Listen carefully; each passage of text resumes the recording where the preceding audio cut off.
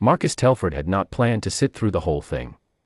He had come the way retired journalists come to public hearings, out of habit, out of the particular restlessness that 22 years on the city beat leaves in the body long after the press badge is gone. He had seen the notice in the municipal calendar, recognized the address of the hearing room, and told himself he would stay an hour. He was sitting in the back row of the Grayford City Building and Safety Accountability hearing room when the attorney named Lyle Dowd stood up and called the senior inspector a liar, and after that Marcus did not go anywhere. The room was a low-ceilinged municipal affair on the third floor of City Hall, folding chairs for the public, a long laminate table for the parties, a raised dais where the hearing officer, Judge Ren Sato, on loan from the Civil Division, sat with a yellow legal pad and a pitcher of water. The fluorescent panels ran slightly warm. The ventilation system made a sound like someone breathing at the far end of a corridor. It was the kind of room where important things happened that nobody wrote about, and Marcus had been in dozens of them. The subject of the hearing was the partial structural failure of a mixed-use building on Crestline Avenue, 3 months prior. 2 families had been displaced. A stairwell had given way at the third-floor landing. Nobody had died, but a 12-year-old had a cast on her arm that was scheduled to come off next week, and that fact was somewhere in the record. The city's Building Safety Division had conducted an emergency field inspection in the aftermath, and the question before Judge Sato was whether the division's prior complaint response process had been adequate, specifically, whether a report filed by one of the division's senior field inspectors the morning before the failure had been routed, logged, and acted upon as required. The senior field inspector was named Constance Adair. She had been with the Building Safety Division for 28 years.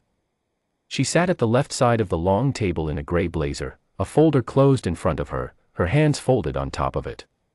She was not nervous. Marcus noticed that immediately, not the absence of fidgeting, which might have been effort, but the quality of her stillness, which looked like something she had earned over a long time and had no reason to surrender now. Across the table sat the attorney representing the building's management company. His name was Lyle Dowd. He was perhaps 45, in a dark suit, with the particular forward lean of a man who has learned that aggression reads, in small rooms, as confidence. He had been speaking for 11 minutes when he turned his full attention to Constance Adair's field complaint log and said that it was a fabrication. He did not use that word. He used the words, retroactive documentation, and, a record that cannot be independently verified, and, a filing that, we will demonstrate, was entered into the city's complaint system at a time that is inconsistent with the division's own routing records. He said all of this in the measured tone of a man reading a shopping list. And then he said, the inspector's account of a phone call made the morning prior to the structural event is, to be plain about it, a convenient fiction. The call did not happen. The report was not filed in the timeline she describes. What we have here is an officer of this city attempting to use a retroactively manufactured paper trail to insulate herself from professional accountability. He sat down. The room absorbed this. Marcus watched Constance Adair. She did not blink. She did not reach for her folder.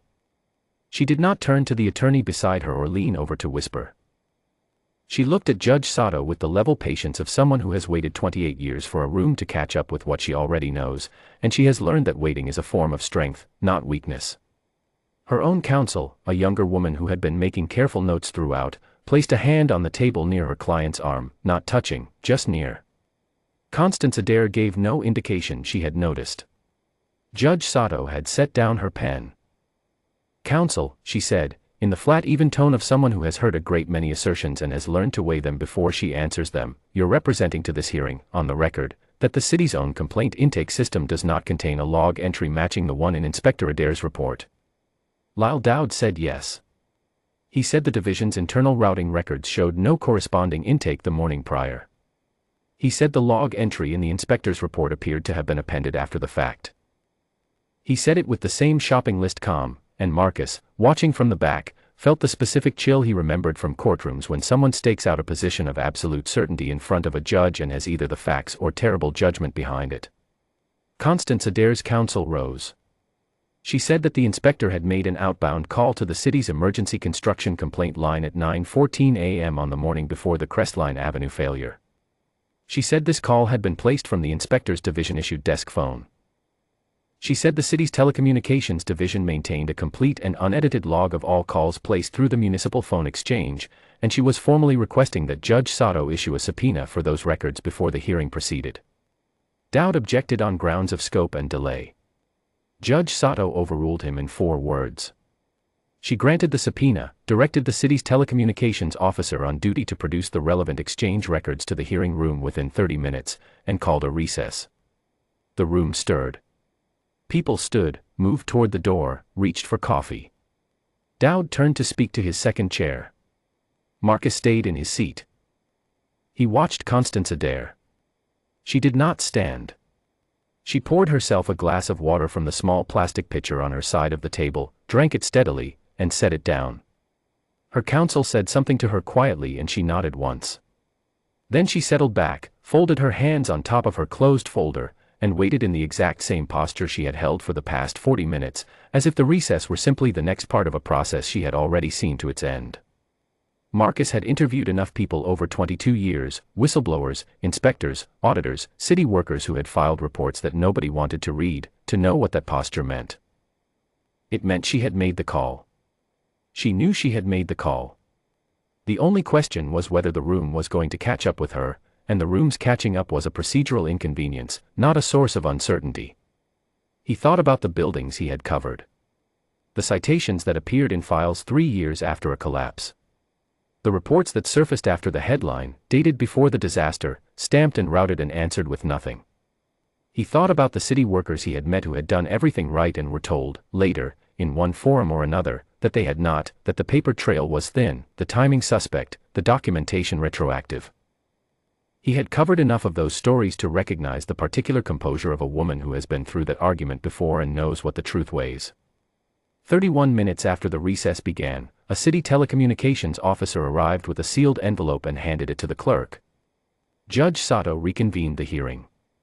She broke the seal herself, unfolded the single printed page inside, and read it without expression for approximately 15 seconds. Then she set it flat on the dais in front of her and looked up. She said, "I'm going to read this into the record."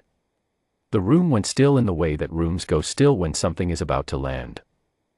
Grayford Municipal Telecommunications Exchange, Judge Sato said, reading from the page with the particular care of someone making sure every syllable is captured. Outbound call record. Division line, Building Safety Division, Field Operations, Desk Extension 4417. Call destination, Grayford City Construction and Safety Emergency Complaint Line, Extension 9-1-1-4.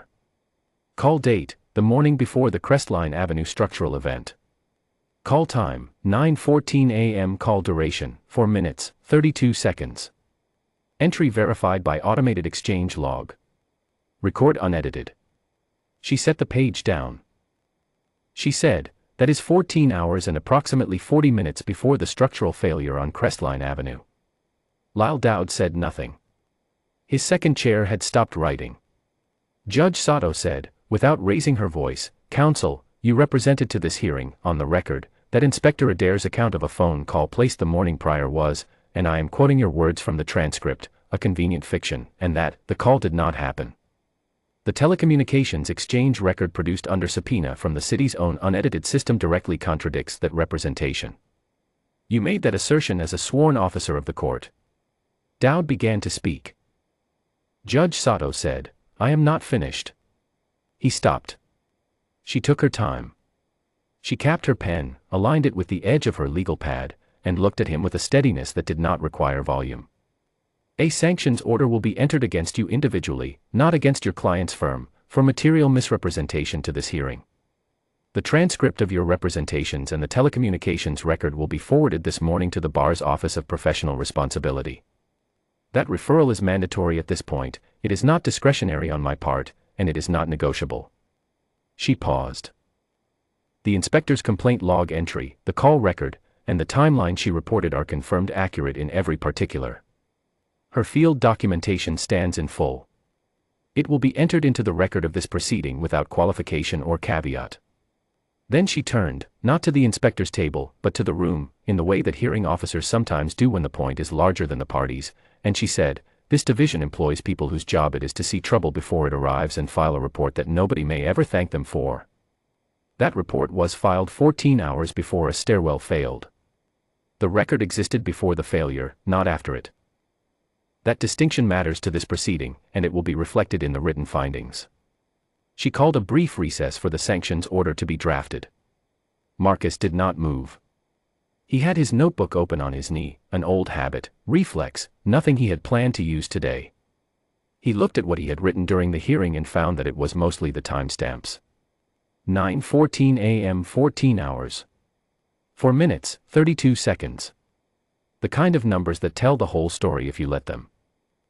He had spent 22 years covering this city's bureaucracy, the permits that moved slowly, the complaints that arrived at the wrong desk, the forms that cleared one office and stalled in another. He had written about failures of process more times than he could count. He had rarely been in the room for the moment when the process worked exactly as it was supposed to, when the call log was there, when the subpoena came back inside 30 minutes, when the judge read the entry aloud and the assertion that had stood for 40 minutes dissolved in 4 sentences. He watched Constance Adair's counsel lean over and say something quietly.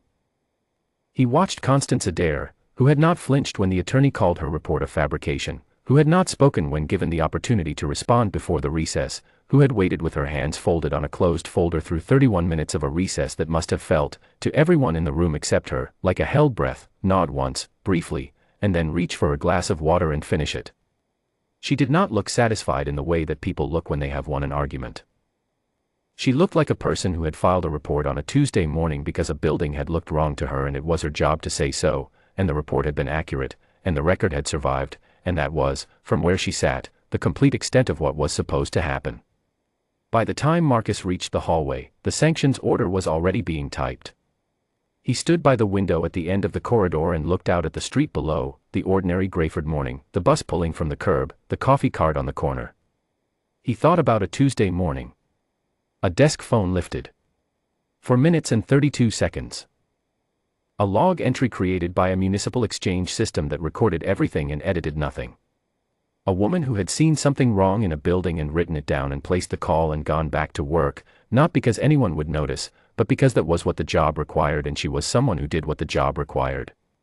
He thought about all the calls like that one, the ones that never got subpoenaed, the reports that never came up in a hearing room, the inspectors who filed the complaint and came home and did not mention it at dinner because it was Tuesday and the building had looked wrong and there was nothing unusual about that.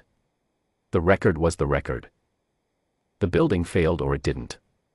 The call was in the log. He put the notebook in his pocket. He had not planned to write anything when he came in this morning. He was no longer certain that was still true. The elevator opened and a young man from the city clerk's office came out carrying a folded document, the sanctions order, crisp and formal, headed for the hearing room. Marcus held the door for him. The young man nodded his thanks without looking up. He was moving quickly, the way people move when they are carrying something that belongs to the record and the record is waiting. Marcus let the elevator close and took the stairs down. Outside, the morning was bright and ordinary. He walked toward the coffee cart on the corner, and he thought about Constance Adair walking back into her office sometime today, her folder in her hand, 28 years of reports behind her and however many ahead, and the Crestline Avenue call entry sitting exactly where she had placed it at 9:14 a.m. on a Tuesday, stamped, logged, verified, and accurate. The truth had been there all along. It just needed the room to catch up.